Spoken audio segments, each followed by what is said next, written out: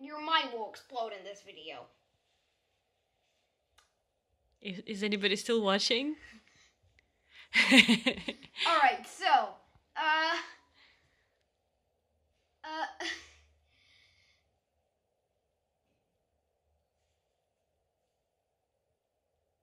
this thing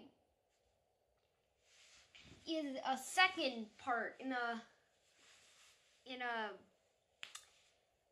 4-part series of videos that I'm about to make about,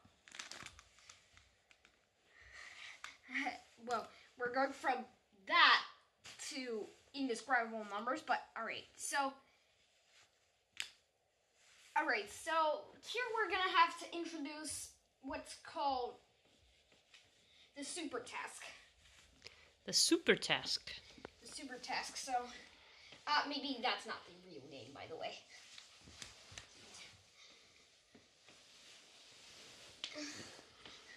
Alright.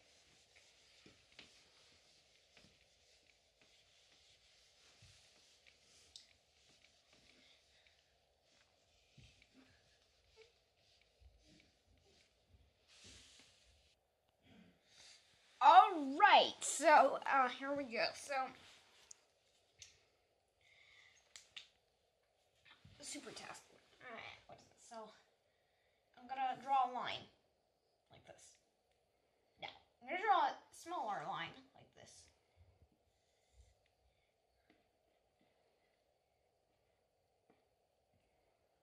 And then a smaller line, which is a closer to this line.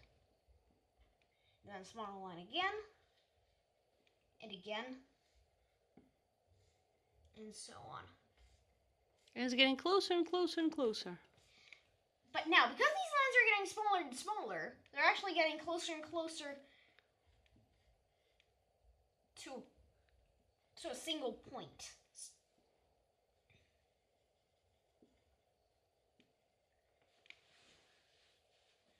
And so, how many lines right here? Well, alright, here we go. 0, 1, 2, 3, 4, 5,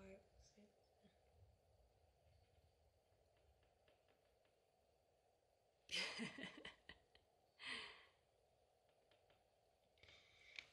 And so, we've got Aleph Null naturals.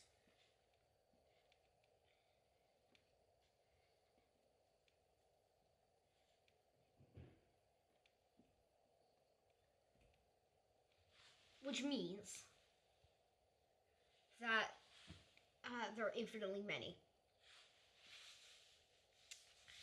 But we've paired each of them up here. What if I do this now? How many lines are there? Aleph Null.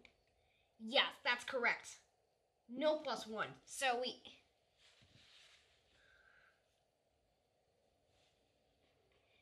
because we can still pair them with all the naturals.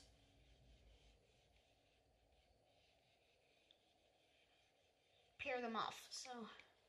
No matter how many lines you add, the cardinality remains the same, right? Yeah. Well, kind of. So it's still Aleph Null lines. How can we pair them off?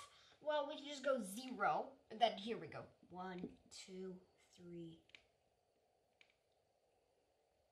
4, 5, 6, 7.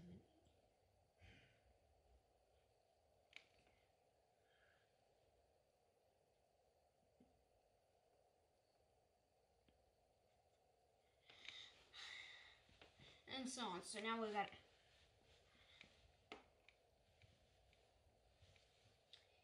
still got Aleph Null lines. Same I could do if we add 2 more lines. What happens if I add 2 more lines? Well, let's see. So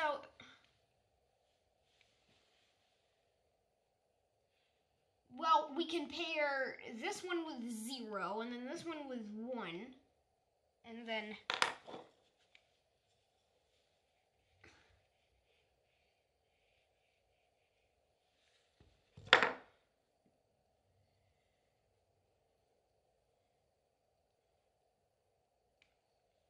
And then here we can go 2, 3, 4, 5. Bless you. Excuse me.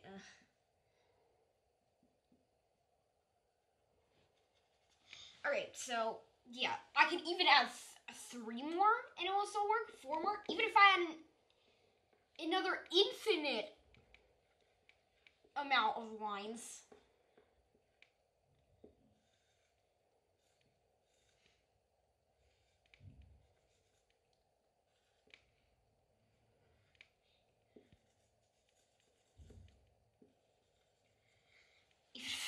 Even if I add an infinite amount of lines, infinitely many.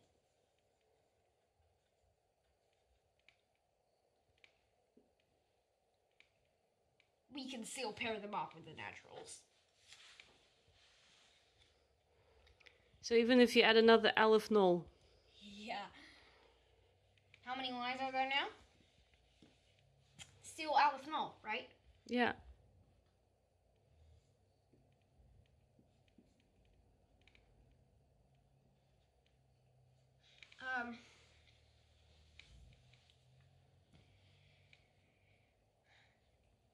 We just go over here, 0, and then over here we go 1, and then 2, 3, 4, 5, 6, 7.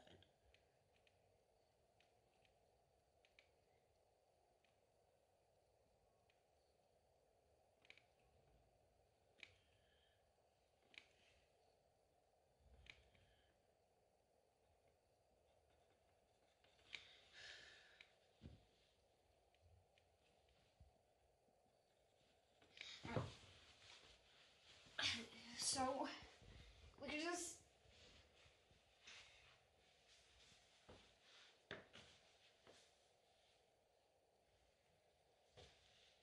So, yeah, this kind of demonstrates that whatever you do to Aleph null, well, except for some things that we'll do in a second,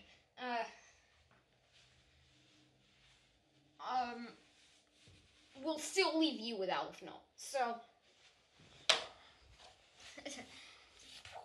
Alright. Not yet, not yet. Well, not yet, no.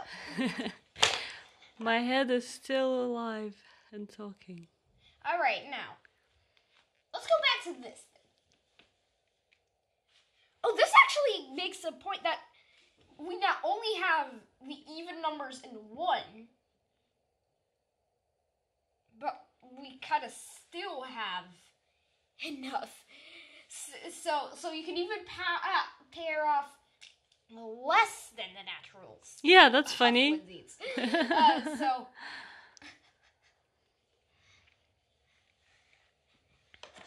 yeah. But now. Where's the explosive moment? Not yet.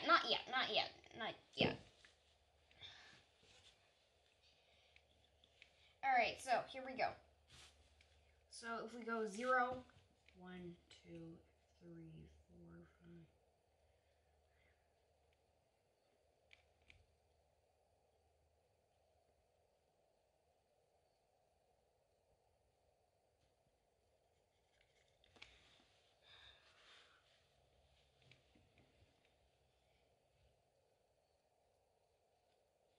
So that's if we just try to match them. Or pair off. Or just say pair off because that just seems more fun. Pairing off.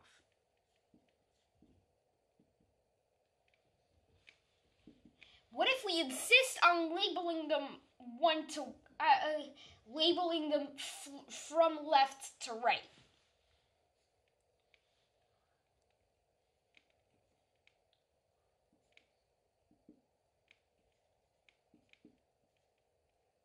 In order.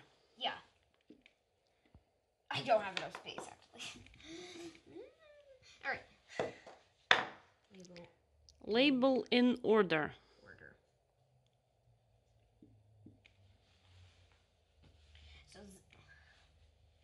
Then we'll no longer can do that trick. So then we no longer can do this trick, yeah, right?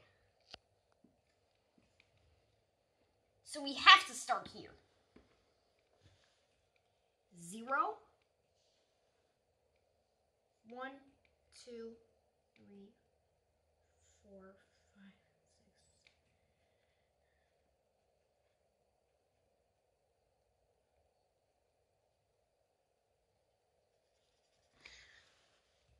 So you go like that. But then what goes here? We've already used up all the naturals, right? We need ordinals.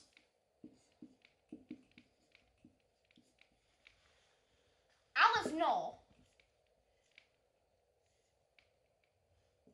is not an ordinal.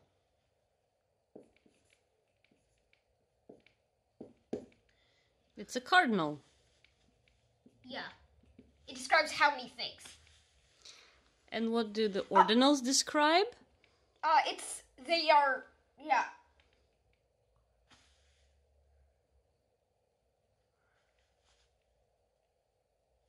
Ordinal. So,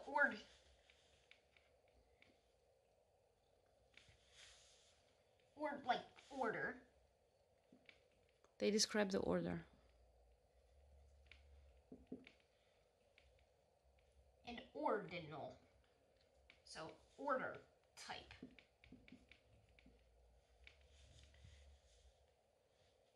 Numbers. They're order type. Order. They describe counting. The first, the equivalent of Alice Null in the ordinal world is omega. So I'm gonna put here, omega. Lowercase letter. It's a Greek letter. All right.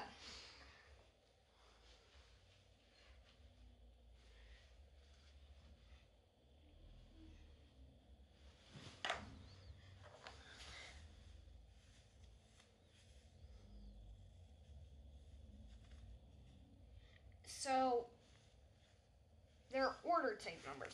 All right, so, now, let's see what happens when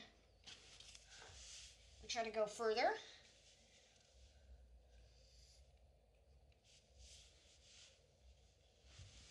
So then this whole thing is omega. This is omega. All the numbers in order, right? That's the... No, you're saying it the wrong way. The order of the numbers is omega. Yeah, the order type of the numbers. Okay, the order type of the numbers is omega. Because...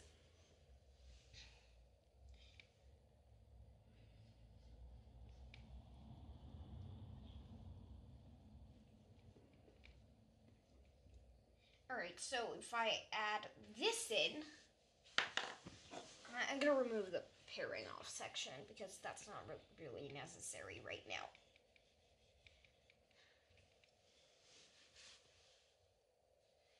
So we go omega plus 1 here.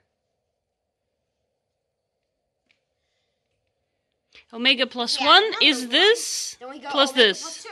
right? Omega plus 3 and so on. Now you got plus 3, what you've got drawn there on the whiteboard. Omega plus 3, right? Because you got 3 more lines. omega plus 2. But you got 3 more lines.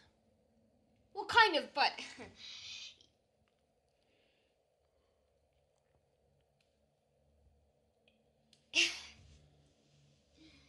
not going well. But all right, if we go on, so let's now create a number line. A number line. A number line for ordinal numbers. All right, so we are gonna need more space though, so we're gonna have to shrink this. Or actually, why don't I just erase this whole thing? Actually,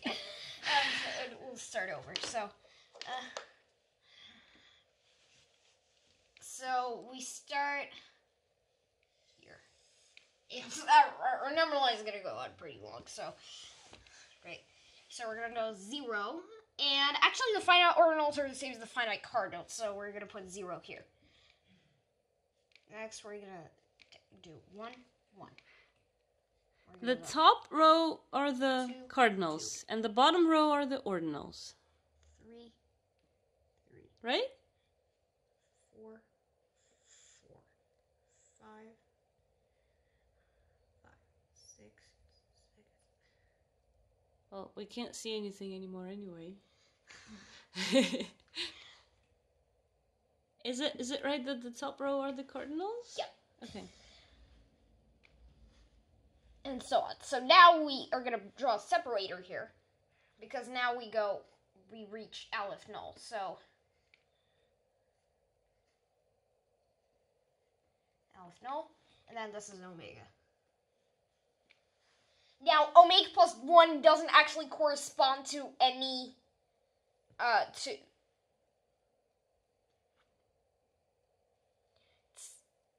any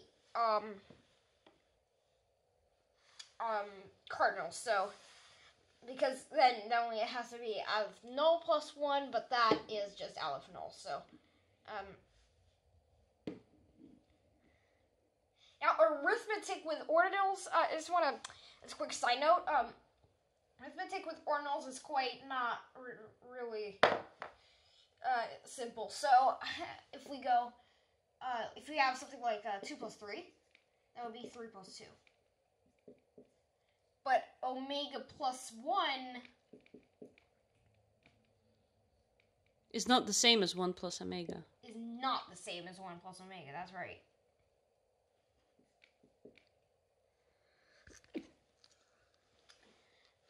Actually, 1 plus omega is actually just omega.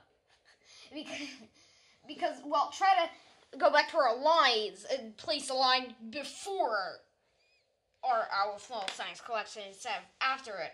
And the pictures just look the same. So, Excuse me. As the omega size thing. So 1 plus omega is equal to omega. That doesn't matter right now. So, we're gonna go omega plus 1.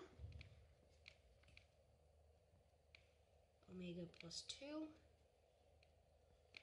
Omega plus 3.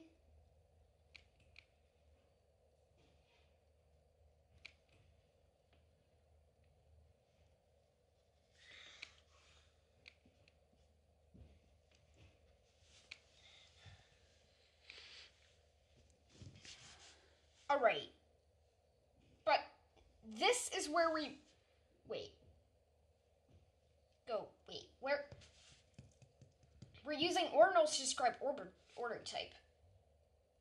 But we're describing amount of things with them? Hang on. So here we go. So...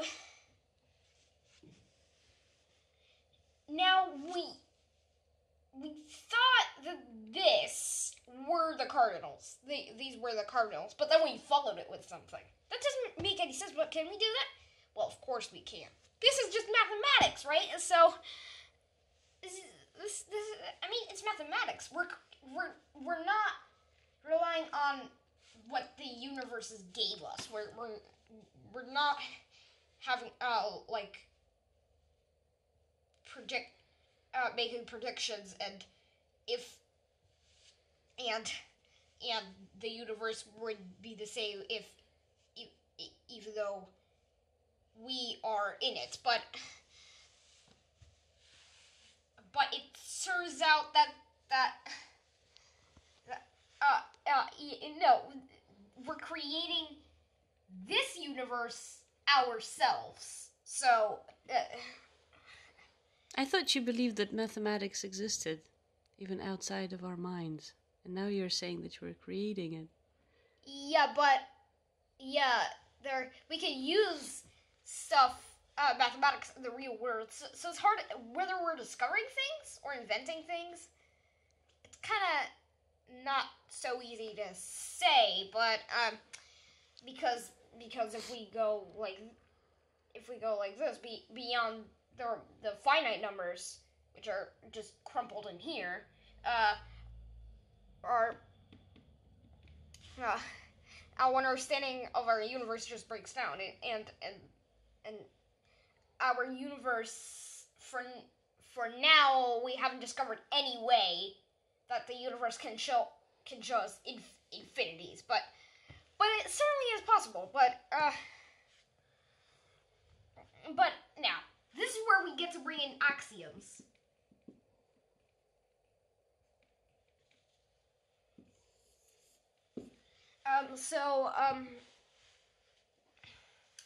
Axioms are kind of the things that we believe to be true, right? It's so, for example, a plus b, well, at least in the finite numbers, a plus b, I don't expect that to be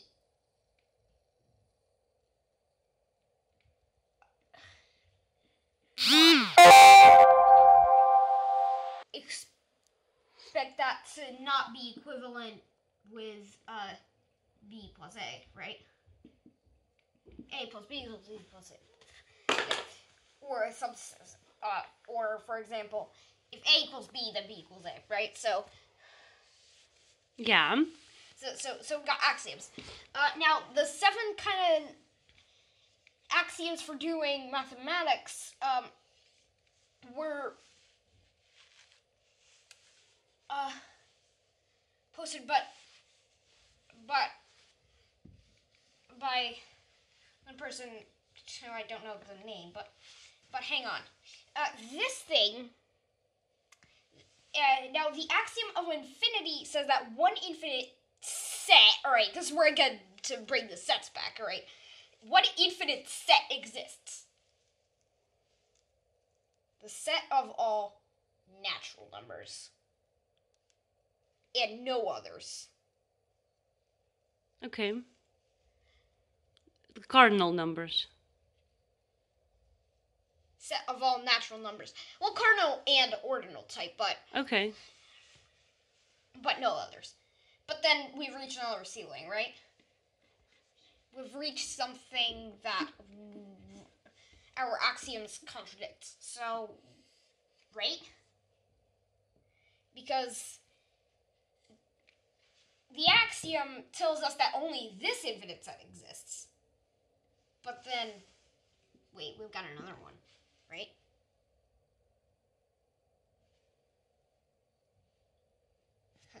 So, how do we solve this? Well, it's kind of simple. We use the axiom schema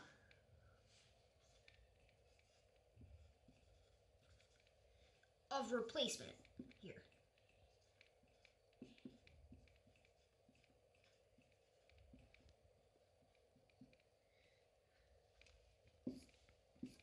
All right, so the axiom schema of replacement just says if we have an infinite set and replace all of them with something, then we get another infinite set, right? So automatically we kind of contradict it, but just the axiom schema of replacement helps us change something. So we don't in fact have contradiction here. The only way we can get a contradiction is if we don't use numbers that we have already have, right? So all right, let's keep going. And so over here we go omega plus 1, omega plus 2, and so on. And so over here we go omega plus omega. Actually, the order doesn't matter for multiplication here, so you can just say 2 omega, and that's perfectly fine.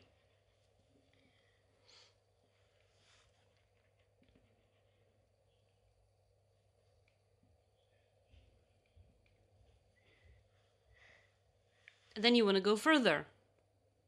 This is your goal, right? To go further. Oh, actually, no. The order still matters for multiplication in transfinite ordinal numbers.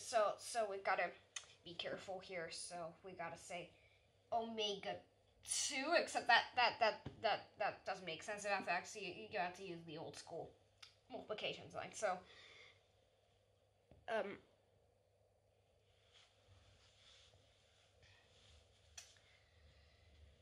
here. But now, wait. We can just repeat all of this. And so why not just do the same with multiplication, right? So,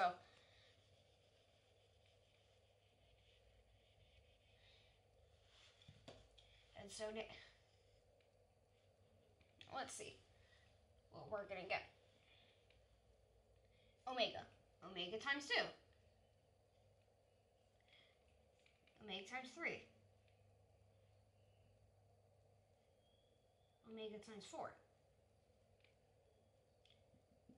But wait a second, is it omega 2, like the second omega, or is it omega times 2? Because omega times 2, I say.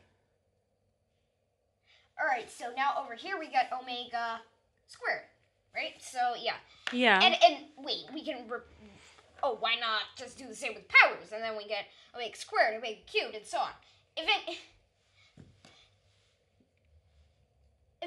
And why not just repeat that? So we get omega to the power of omega, and then we go omega to the power of omega to the power of omega, and then omega to the power of omega to the power of omega to the power of omega, and so on. So, eventually we reach omega to the power of omega to the power of omega, and so on. So there are infinitely many omegas. And we run out of standard mathematical notation. So we're... No problem. We just give this a symbol. Epsilon naught. So... What is that?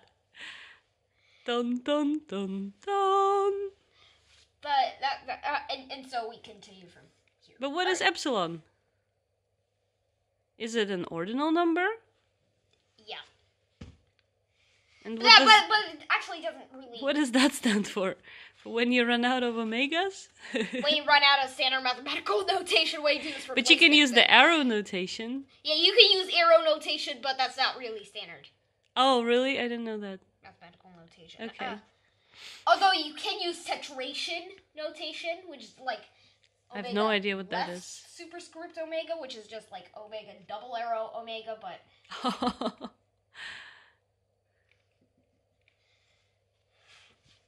And to get epsilon 1, but that's not really standard.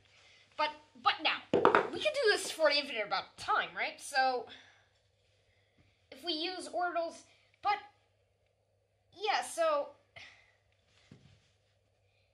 we just replacement, put it back, replacement, put it back, replacement, put it back, and so on. And so eventually, we're gonna get to